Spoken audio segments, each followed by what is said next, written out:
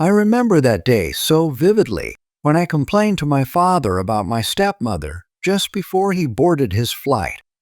My heart was heavy, and my words tumbled out like a rushing river, desperate to be heard. My father, bless his heart, listened with a furrowed brow, his eyes filled with concern and a hint of disbelief. He didn't dismiss my worries outright, but I could see the internal struggle playing across his face. In that moment, I felt both relieved to have spoken and terrified of the consequences. My father, always the problem solver, made a decision that would change everything. He decided to set up hidden cameras in our home. I remember feeling a mix of hope and dread, like standing on the edge of a cliff, not knowing if I'd fall or fly. When he reviewed the footage later, oh, the horror that washed over his face. It was as if he'd aged years in mere moments, the weight of the truth crushing down on him. I can still see his hands trembling as he rewound and replayed certain parts, his eyes wide with disbelief. The realization that the woman he had trusted, the one he had brought into our lives, was not who she claimed to be. It shattered something in him.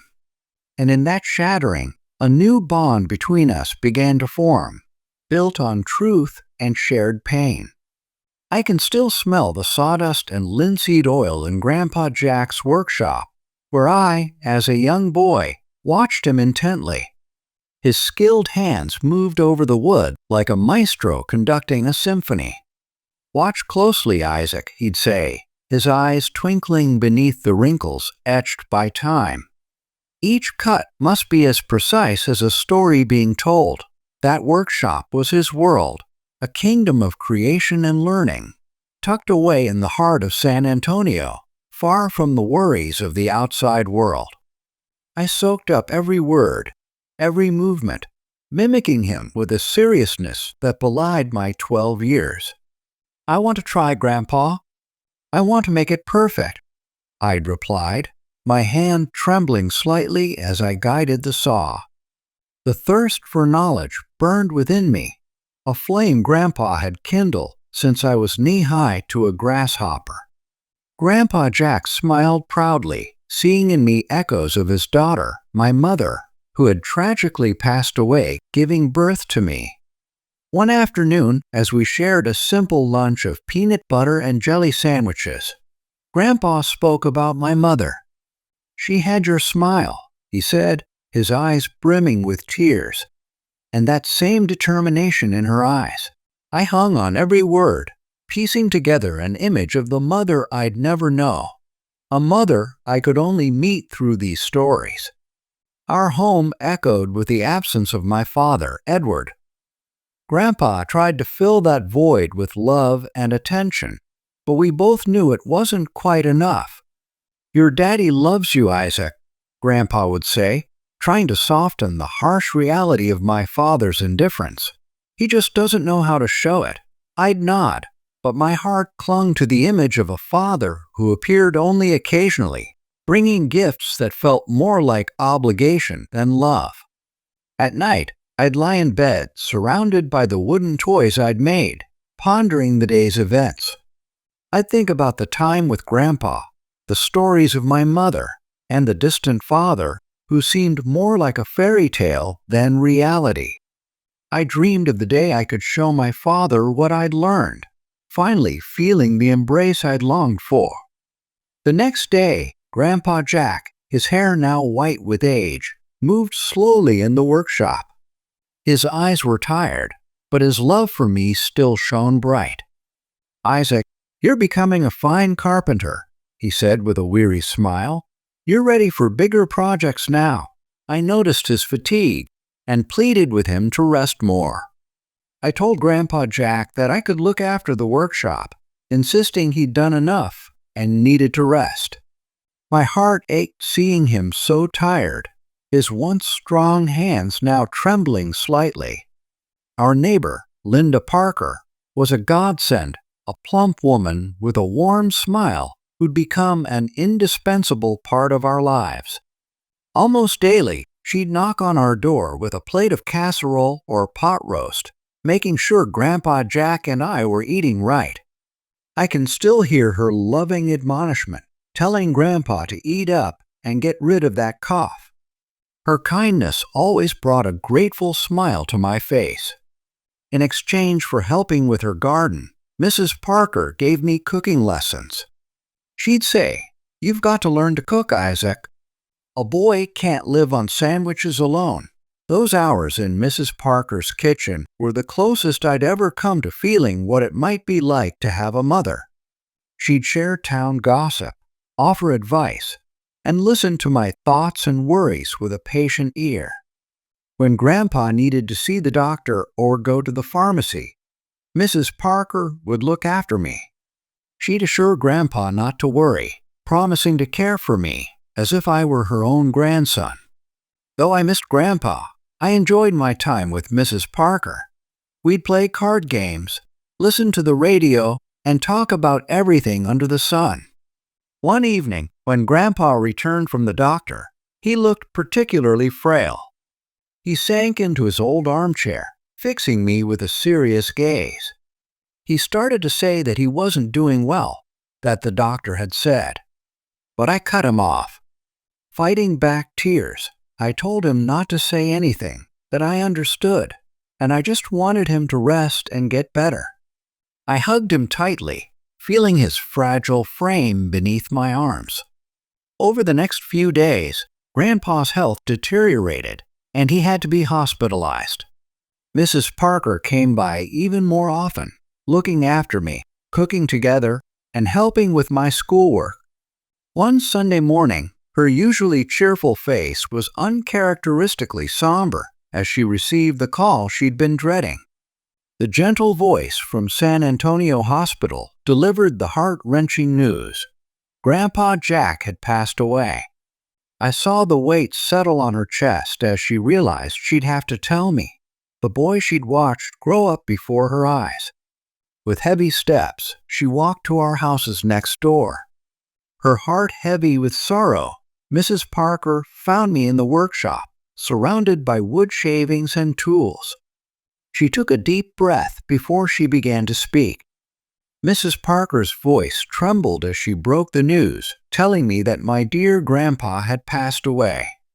Those words hung heavy in the air, slicing through my world like a cruel knife. I stared at her, tears welling up in my eyes, as the reality of the loss suddenly hit me with brutal force. Mrs. Parker pulled me into a tight embrace, trying to comfort me as my world crumbled around me. She went on to say that my father had called and was coming to get me, attempting to soften the blow with a glimmer of hope. She assured me that she'd take care of me like family until he arrived. I could only nod, overwhelmed by grief and shock, finding a small measure of solace in Mrs. Parker's words and hug. Later, I sat on the floor of my room, staring at the open suitcase before me. With each piece of clothing I folded and placed inside, it felt like I was closing a chapter of my life. The wooden toys Grandpa and I had made together went in first, followed by the carpentry tools he'd given me. Amidst the engulfing sadness, the thought of living with my father brought a tiny flicker of comfort. Maybe this could be a good thing, I thought, hoping that a new life might fill the void left by Grandpa. The doorbell pierced the silence of the house, and there stood my father, Edward, with a sad smile on his face. "Isaac, son," he said, opening his arms for an embrace. It was awkward at first, but I allowed myself to be enveloped in his presence, feeling a small sense of security. Dad expressed his condolences about Grandpa, calling him a wonderful man as he looked around the house filled with memories. Sitting in the living room, he tried to comfort me, remarking on how much I'd grown since he last saw me. His eyes held a mix of pride and regret as he told me he'd take care of me now and we'd start a new life together. I nodded, accepting the coming changes while his words felt distant to me. As Dad helped me finish packing, he noticed the carpentry tools and asked if I was taking them. I gazed at the tools, remembering afternoons in the workshop with Grandpa. Yes, they're very important to me. They were Grandpa's, I replied, fighting back tears. Dad nodded, understanding their value to me. Teary-eyed, I said goodbye to Mrs. Parker, who whispered gently in my ear that she'd always be there for me and encouraged me to enjoy my new life. On the drive to our new home, Dad attempted conversation, talking about school and the new house, trying to fill the awkward silence. I responded when necessary, but my mind was occupied with memories of Grandpa and the life I was leaving behind. Dad looked at me nervously and began to tell me about Natalie, his wife of about 3 years. I listened in surprise, shocked to learn I had a stepmother. He went on to describe her as a former lawyer, very smart and kind. When we arrived at the new house, I was greeted by a woman with a warm smile and friendly eyes. As Natalie extended her hand, she warmly introduced herself, saying she was glad to meet me. I took her hand, feeling a bit shy, and returned the greeting, telling her I was pleased to meet her too. Her warm welcome gave me a small sense of comfort in this unfamiliar situation. Then I was introduced to Natalie's son, Levi, who was about my age, tall, with a friendly smile. Levi patted my shoulder lightly, expressing his happiness at having someone his age around and his belief that we'd get along well. Despite the unexpected circumstances, Levi and I quickly found common interests in video games and sports. That night for dinner, Natalie prepared a pot roast with plenty of side dishes to welcome me into the family. With a gentle smile, she expressed her hope that I'd like it and feel welcomed, acknowledging that changing homes can be tough. Though still wrapped in confusion, I thanked her sincerely, telling her it was delicious. As I savored the meal, I felt a small sense of comfort in the home-cooked food, reminding me of Mrs. Parker's cooking. The dinner conversation was kept light, with Dad talking about his work and Natalie asking about my likes and hobbies. When Natalie inquired about what I enjoyed doing, I told her about my love for woodworking, learned from Grandpa Jack. My face lit up as I spoke about it, a moment of genuine happiness in this sea of change. Levi's presence and Natalie's kindness seemed to be easing my transition into this new life. Dad, noticing this, looked relieved to see me adapting. He squeezed my shoulder, assuring me that things would work out and that we'd become a family. When they showed me my new room, it was larger than my old one in San Antonio, but lacked the warmth and familiarity of home. He tried to reassure me, telling me I'd get used to it soon, and that I should think of this place as my home. I looked around, feeling a mix of anxiety and hope, wondering if, with time, I could truly call this place home. Gradually, I began to adjust to my new life in Dad's house. He took me to register at the local school, which Levi also attended. It was a well-regarded school in the neighborhood, just a few blocks from our house. On the way there, Dad tried to ease my nerves, telling me I'd like it here, praising the teachers, and reminding me that I already had a friend in Levi. I nodded, feeling a mixture of nervousness and curiosity. Due to his work as a private pilot, Dad was home for a month, then away for a month. When he was home, he made an effort to make up for lost time, planning family outings and cherishing the moments with me. I remember him telling me how glad he was that I was adapting, encouraging us to make the most of our time together. At home, I tried to embody the kindness and values Grandpa had instilled in me, always being polite and helpful. I'd help Natalie around the house and play with Levi, finding comfort in our shared interests in games and sports. During one of our video game sessions, Levi exclaimed how good I was, his admiration warming my heart. At school, I gradually began to feel more at ease. My attentiveness and eagerness to participate quickly won over my teachers and classmates, I recall one teacher remarking on my kindness, saying it was a rare quality. I felt grateful for the comment, though it surprised me a little. One morning, as we gathered for breakfast, Dad made an announcement that lit up my face. He told me he'd prepared a surprise. He'd turned a room at the back of the house into a woodworking workshop for me.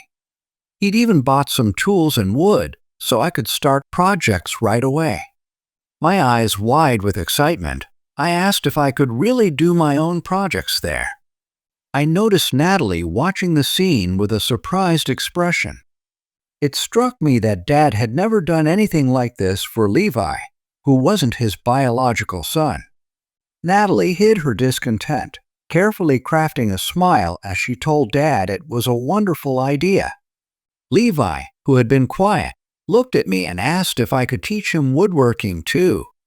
I smiled at Levi, agreeing enthusiastically, excited by the prospect of sharing this passion with him. That day at school, my mind kept wandering to the workshop, waiting for me at home. I was already planning projects, furniture, toys, dreaming of creating things the whole family could use. As soon as I got home, I raced to the room at the back of the houses. It was a modest space, but perfect for my needs. New tools were lined up, and wood was neatly stacked in one corner.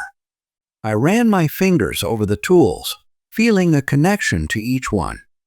"Grandpa would love this," I whispered, a bittersweet smile on my face. In the days that followed, I spent every free moment in the workshop, immersed in my projects. Natalie and Levi would sometimes visit, marveling at my skills and dedication. Dad beamed with pride and joy, seeing how enthusiastically I had taken to the workshop. The day Dad was set to leave, I felt a mix of anxiety and anticipation. As he hugged me tight, he advised me to take care and assured me he'd be back soon. I nodded, trying to feel reassured. Natalie and Levi watched as we said our goodbyes. After Dad left, I noticed an immediate change in Natalie's demeanor. Her warm smiles and friendly conversation were replaced by a more distant, formal attitude.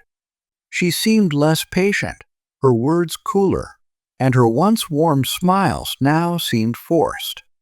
Try as I might to ignore these changes, I couldn't help but notice how the atmosphere in the house had shifted. I remember whispering to Levi, asking why his mother was behaving so strangely. His response, filled with confusion and a hint of worry, was that he didn't know and that she was unpredictable.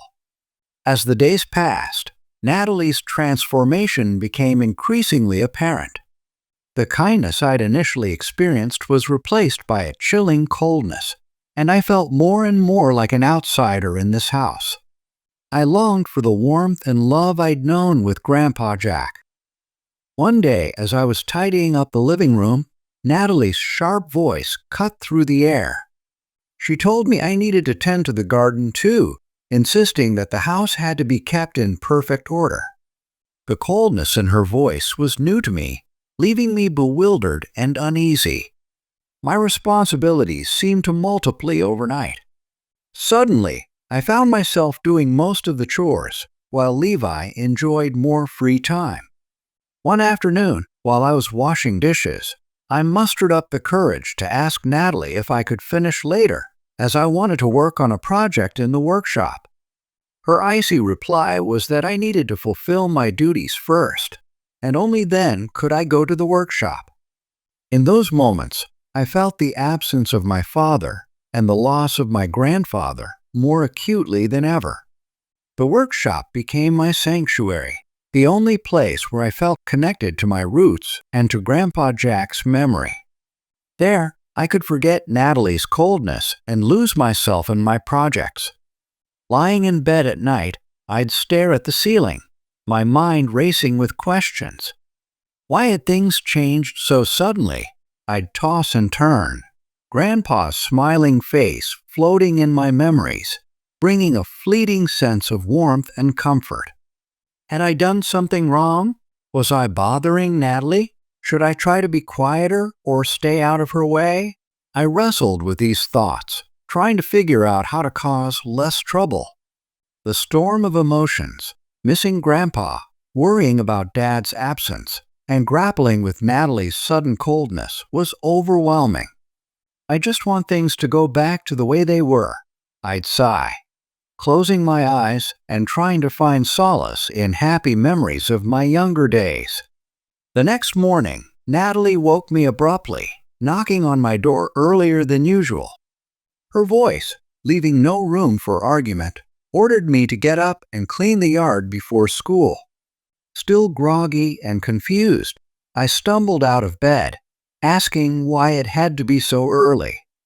Natalie's curt reply was that I shouldn't question her, just do as I was told. As I worked in the yard, I could feel Natalie's eyes on me from the kitchen window. Her thoughts, though unspoken, seemed to radiate contempt and resentment. I overheard her muttering about how Dad was doing too much for me, that I wasn't their real son. "You won't have the easy life you're expecting here," she grumbled. She watched my efforts without a shred of sympathy, her cold determination to keep the house in her idea of order evident in every word and gesture. Meanwhile, Levi had no special duties. He could prepare for school at a leisurely pace, in no rush to leave. The stark difference in our treatment became increasingly clear as I sweated in the yard. I felt isolated and unfairly treated, a stranger in what was supposed to be my new home. Even meal times changed. I often found myself eating alone in the kitchen, separated from the family. Natalie became stricter and more demanding with me, while showing a gentler, more flexible attitude towards Levi. With each passing day, I felt more like an outsider in this house, struggling to maintain my composure in the face of this unexpected and harsh reality. One night, I gathered my courage and told Natalie I wanted to call Dad. Her reaction was swift and harsh, scolding me for being selfish. She asked if I wanted to bother Dad while he was working, if I wanted to make him angry. Her words were like a psychological vice, making me feel guilty for even thinking about reaching out to Dad for help. I don't want to cause any trouble, I thought, my heart heavy with the idea that I was becoming a burden to my father. The situation at home was becoming increasingly difficult, and I felt lonely and trapped, with nowhere to turn. When Dad finally returned from his long business trip, the atmosphere in the house changed instantly. Natalie, who had been cold and stern recently, transformed back into the kind and friendly woman she was when I first arrived. She greeted him with a radiant smile, asking about his trip and embracing him lovingly. I watched this scene from a distance, noticing the sudden change, but choosing to remain silent. It was clear how happy Natalie was to have him back home. During dinner, Dad excitedly shared stories from his trip, while Natalie listened attentively, laughing and commenting at just the right moments. I tried to join in the conversation, but my mind was elsewhere, my eyes distant and thoughtful. Dad noticed my expression and asked how school was going. I smiled and assured him everything was fine, not wanting to disrupt the pleasant atmosphere. In the days that followed, my life became a little easier. Natalie stopped giving me additional chores, and when I offered to help, she'd gently say it wasn't necessary, that I should rest or play with Levi instead. Her voice was now kind, a stark contrast to the cold tone she used when Dad was away. I felt a mix of relief and confusion. On one hand, I was grateful not to have to deal with Natalie's demands anymore, but on the other, I felt distrustful and sad about her sudden change in attitude. I spent long hours in the workshop, immersing myself in woodworking projects, finding solace in memories of my grandfather. One night, as I lay in bed, I wrestled with a difficult decision.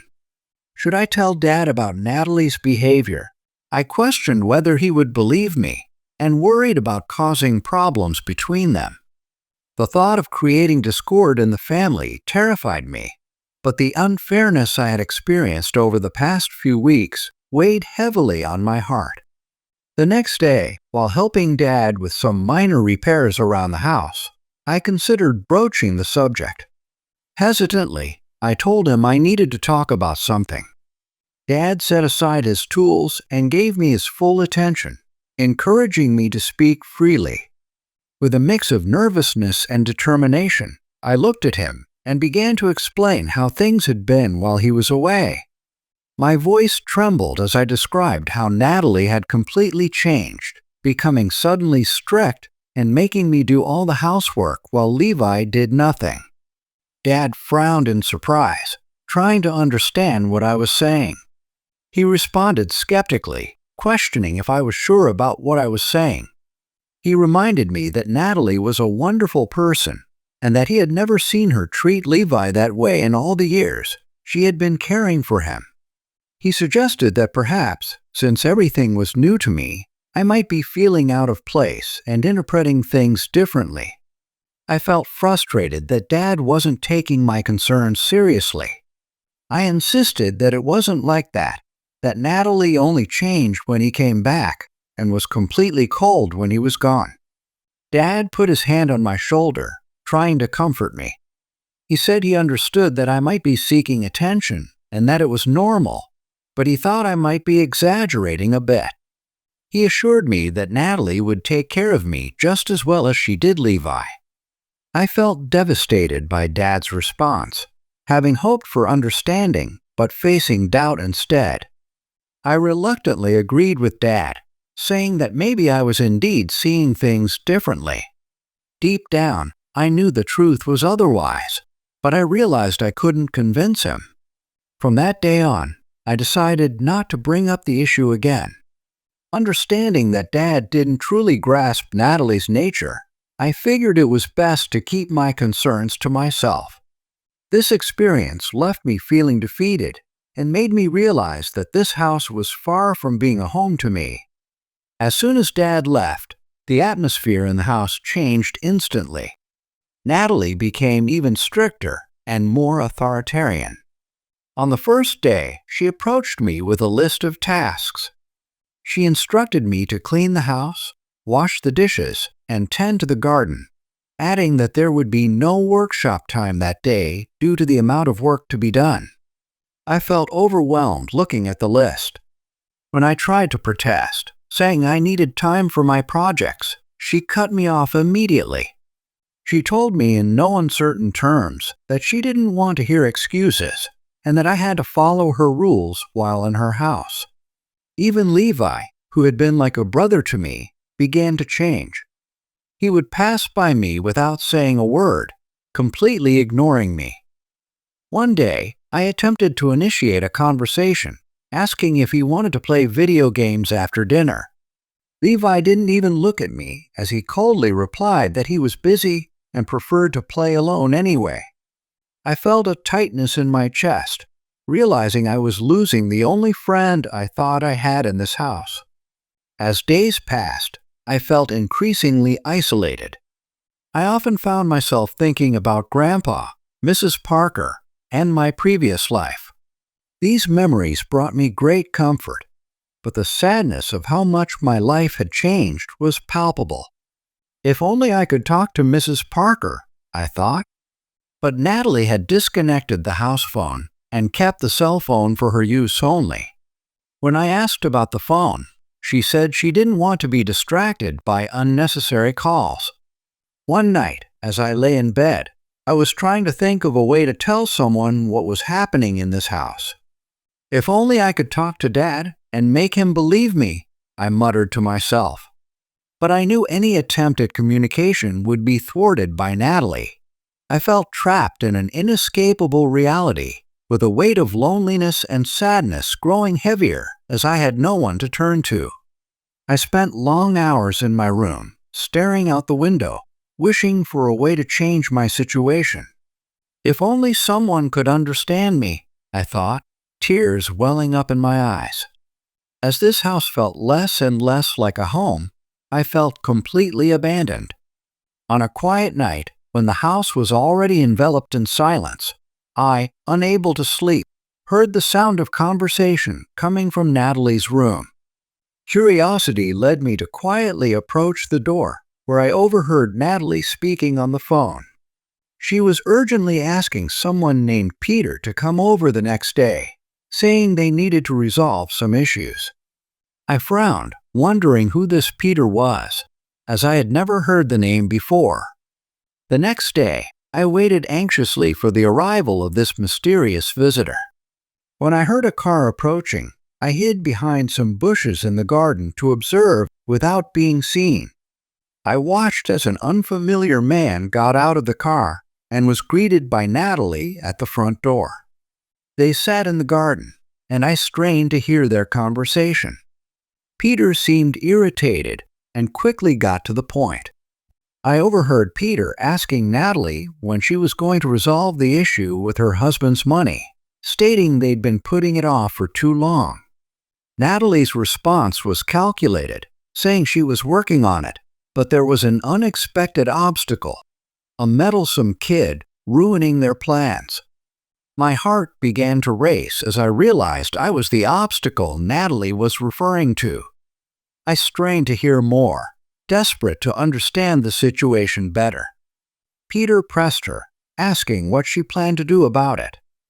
Natalie sighed and replied that she was sorting everything out, assuring him the problem would be gone soon, but she needed a little more time. I was shocked, trying to comprehend that Natalie was plotting something against Dad and me. I knew I had to do something, but fear paralyzed me. Trembling behind the bushes, I wondered why she was doing this and what exactly she was planning. Even after Peter left, I remained hidden, grappling with the gravity of the situation. I knew I had to tell Dad, but how? Natalie controlled all communication in the houses. The weight of responsibility pressed down on me as I realized I needed to find a way to warn Dad before it was too late. My innocent childhood now seemed like a distant memory as I faced this dark and dangerous reality. Determined to act, I spent the entire night in the workshop, devising a plan to contact Dad. I understood the need for swift and careful action. Any mistake could ruin everything. Based on Natalie's detailed routine, I knew she took a long bath every day at 2 p.m. That would be the perfect moment to act. The next day, I waited anxiously for Natalie's bath time, on edge but watchful. As soon as she entered the bathroom, I sprang into action. I raced to Natalie's room, grabbed her phone, and headed to the workshop where no one could hear me. Every second was crucial. With trembling hands, I found the phone and located Dad's number, saved under Love in Natalie's contacts. My heart skipped a beat when I heard Dad's voice answer the phone. Trying to keep the anxiety out of my voice, I quickly identified myself and told him I needed to talk about something very important and serious happening here. There was a moment of silence on the other end of the line.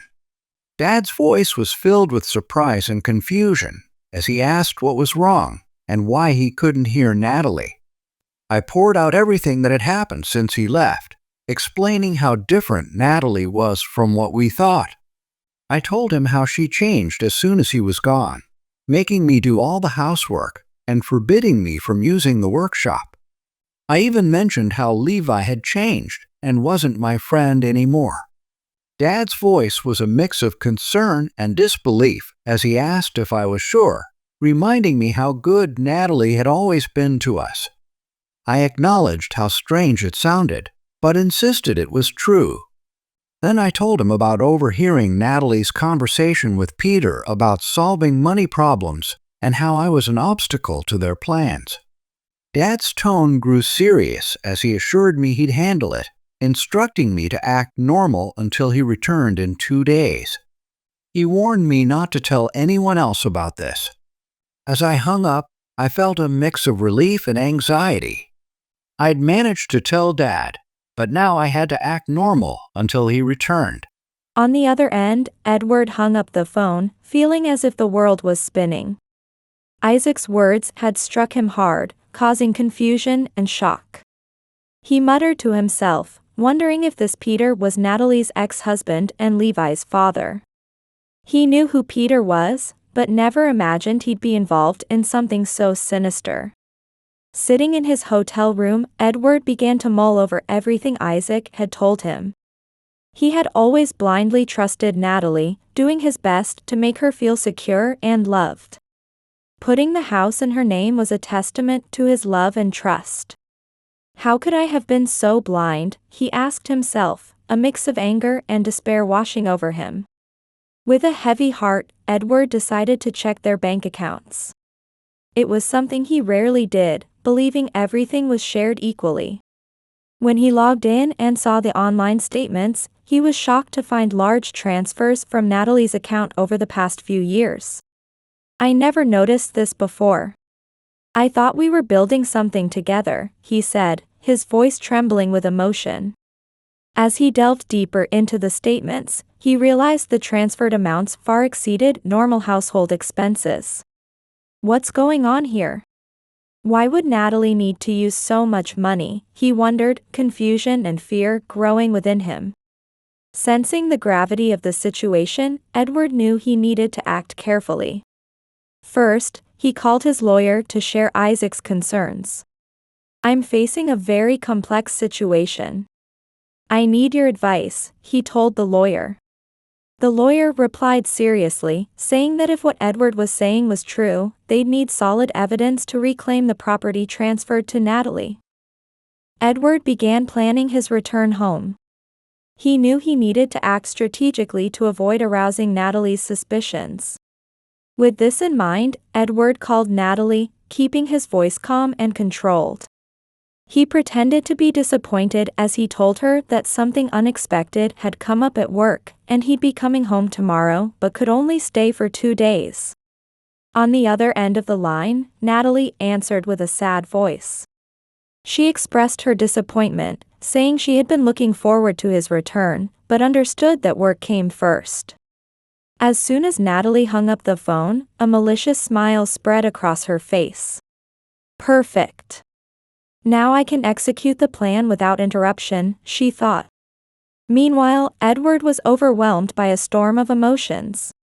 He worried about Isaac and struggled with the possibility that he had been deceived by someone he blindly trusted.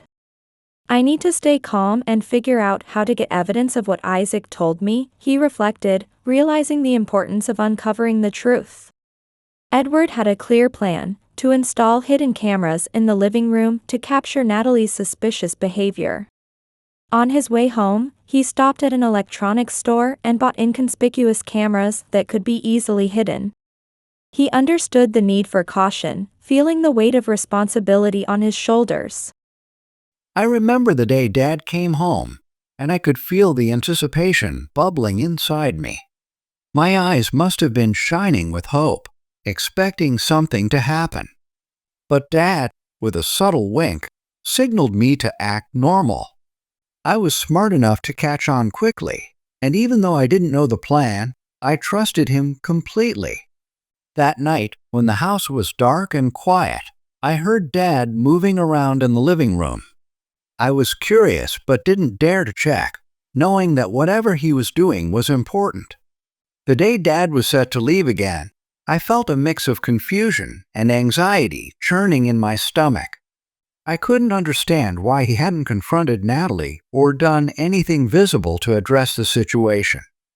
My face must have betrayed my doubts because Dad came over, placed his hand on my shoulder, and spoke softly. He told me to trust him, that he knew what he was doing, and that everything would make sense soon. His words were both comforting and puzzling, like a riddle I couldn't quite solve. As the time for Dad's departure approached, I tried hard to hide my disappointment. I watched him say goodbye to Natalie and Levi, as if nothing was wrong, while inside, I felt like my world was crumbling. Why isn't he doing anything? I kept thinking. the question echoing in my mind.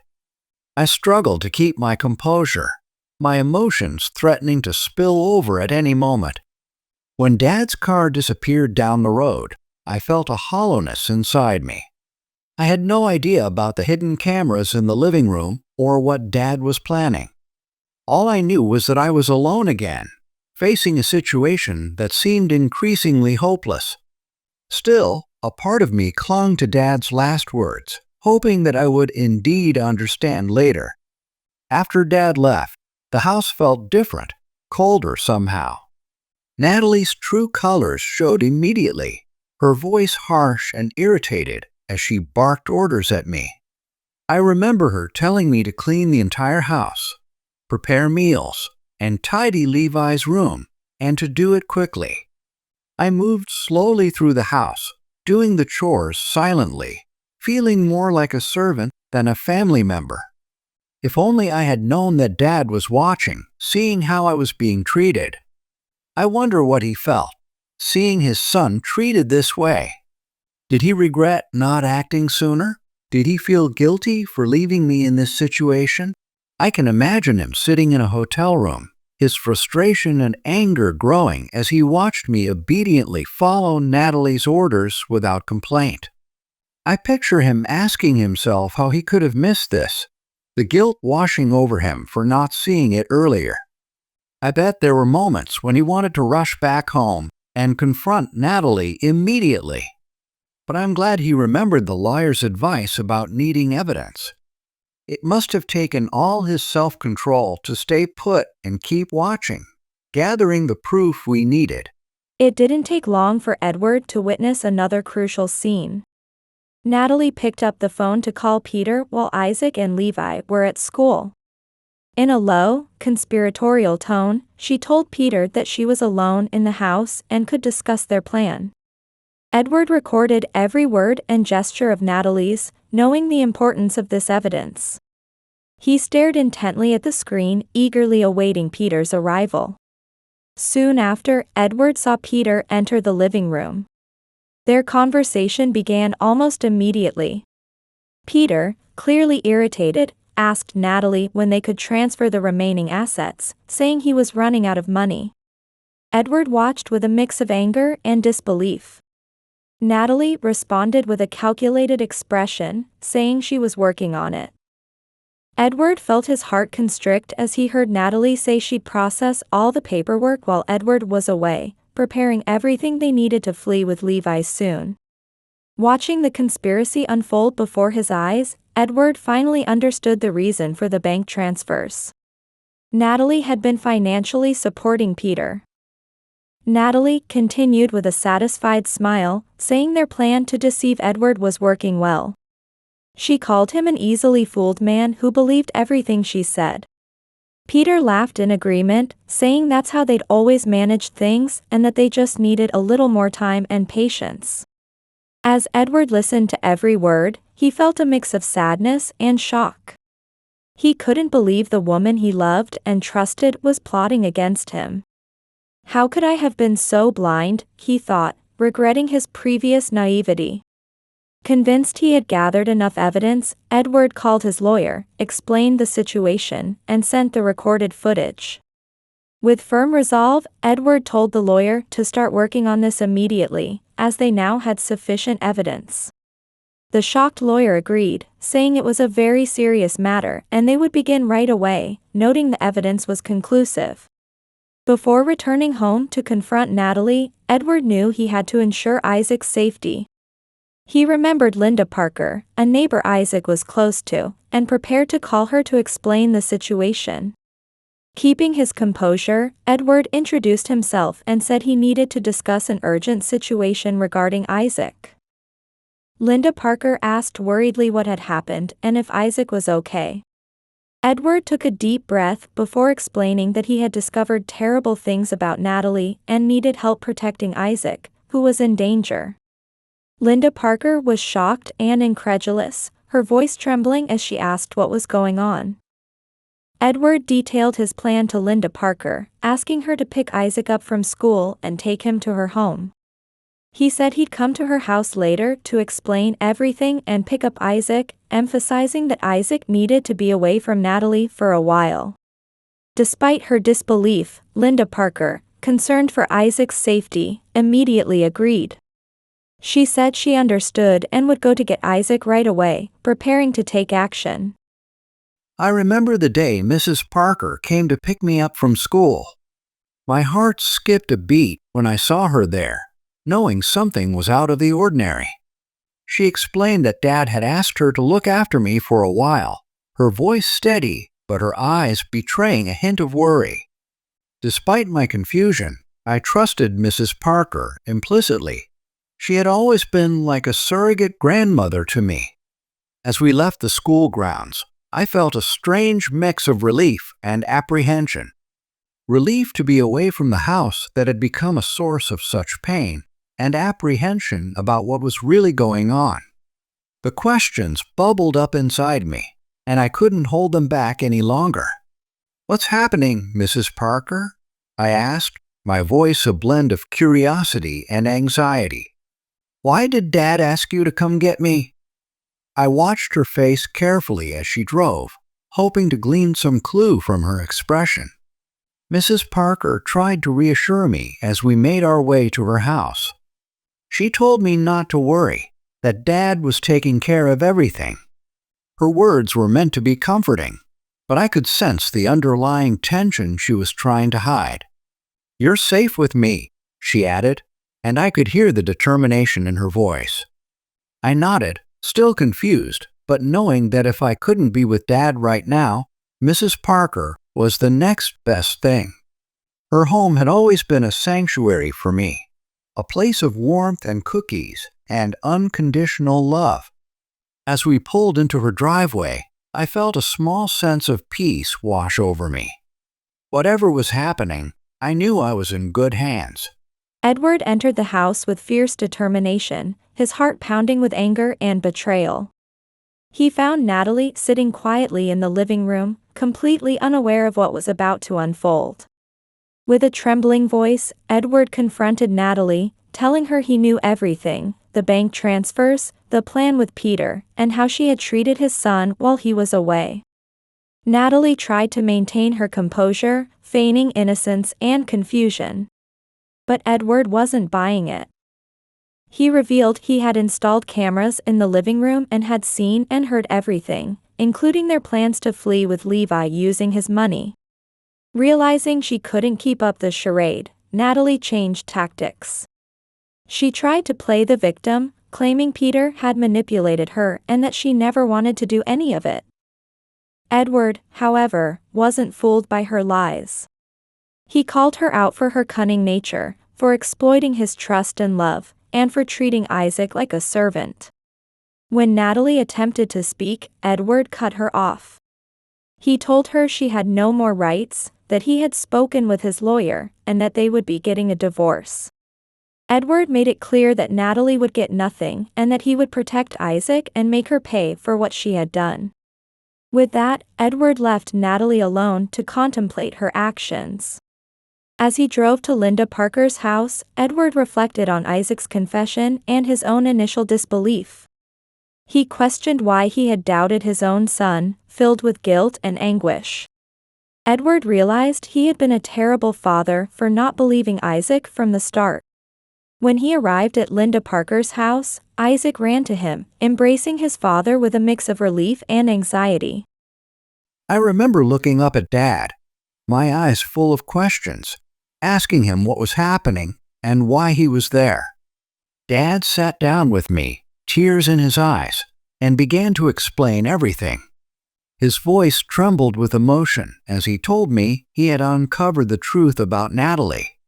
He admitted she had been deceiving us and apologized for not believing me from the start. I could see the pain and regret in his eyes, and it made my heart ache. Despite my age, I found myself comforting him, telling him it was okay, and that what mattered most was that he came back to save me. I glanced at Mrs. Parker, then back at Dad, and asked if I could stay with her when he traveled. Mrs. Parker nodded immediately, her face a mix of concern and love. I could tell she had been hoping for this suggestion too. When Mrs. Parker agreed to take care of me, I saw Dad's face fill with relief and gratitude. He thanked her profusely, worried it might be an inconvenience. Mrs. Parker smiled kindly and assured Dad it was no trouble. She explained she had lived alone for years, and although she never had children, she had a special love for me. Her words made me feel warm inside, like I truly belonged. Dad was determined to make sure Mrs. Parker and I had everything we needed. He decided to combine Grandpa's house with Mrs. Parker's to create a larger, more comfortable home for us. He even hired professionals for the renovations and a housekeeper to help with chores. Dad explained he wanted Mrs. Parker to enjoy her time with me without worrying about household tasks. He also set up a fund for us, ensuring we would have everything we needed. I could see how much Dad cared, and it made me feel secure and loved. After that, Dad looked forward to coming home from his trips more than ever. When he was home, we spent quality time together, going out, sharing experiences, and talking about life. He focused on raising me with strong values, teaching me about responsibility, honesty, and empathy. These times together not only healed our past wounds, but also built a solid foundation for my future and strengthened our father-son bond. The investigation Dad started led to a shocking conclusion. Natalie and Peter were arrested, and their long history of fraud and deception came to light. It was devastating to learn how many people they had deceived over the years. Levi, Natalie and Peter's son, became an indirect victim too. After his parents went to prison, he was sent to live with his aunt in the countryside. For Dad and me, the outcome was a mix of relief and sadness. We were freed from Natalie and Peter's manipulation and threats, but we felt sorry for Levi's fate. Despite everything, Dad focused on strengthening our bond and building a new, safe life based on honesty and love. We came out of this ordeal united, stronger, and ready to face the future together.